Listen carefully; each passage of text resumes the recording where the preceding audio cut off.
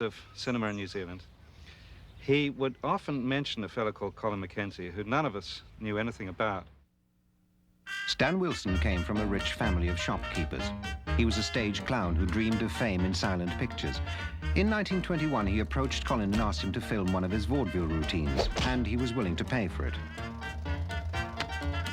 The storyline took an unexpected turn when a passing schoolgirl stepped in front of the camera. In my innocent kid's way, I went over. I probably told him I didn't think it was very funny.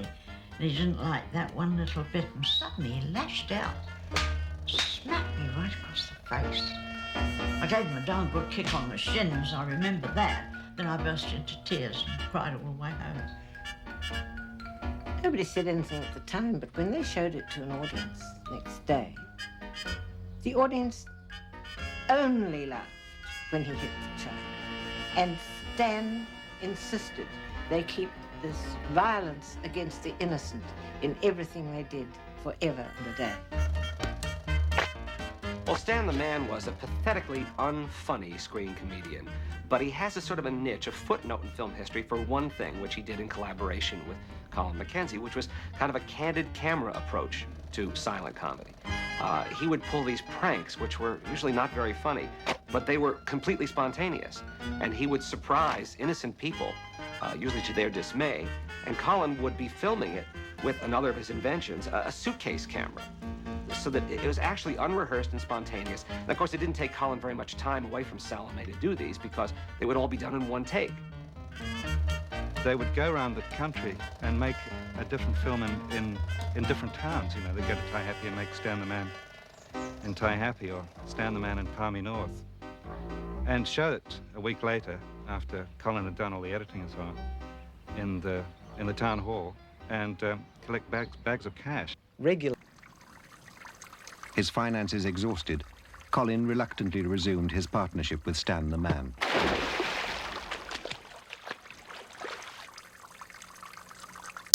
With a heavy heart, Colin Mackenzie returned to his only dependable source of finance.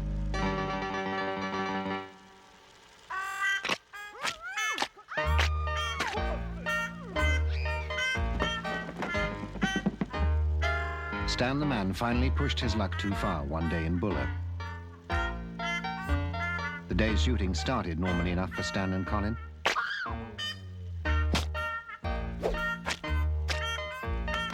By lunchtime, Stan was hitting his stride. But at 3:30 that afternoon, Stan the Man Wilson was to learn a hard lesson.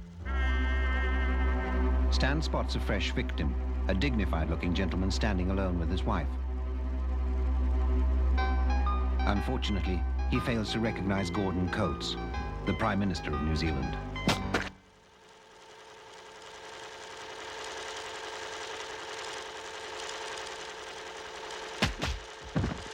Exhibiting a steely nerve that would serve him well in later life, Colin continues filming with his suitcase camera.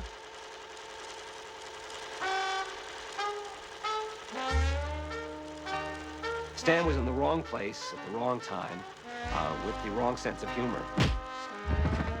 But what happened was, since Colin was filming all of this, it was, well, sort of a forerunner of the Rodney King tape, 60 years before that ever came to light, because he had evidence of all these Secret Service-type policemen beating the living daylights out of poor Stan the Man. Stan the Man in Buller was Stan Wilson and Colin Mackenzie's greatest commercial success. Well, Stan, misguided soul that he was, thought that the notoriety of Stan the Man in Buller was due to his talent. Didn't understand that it was because it was sort of a piece of news, you know, an incredible actuality involving the Prime Minister and all the government police.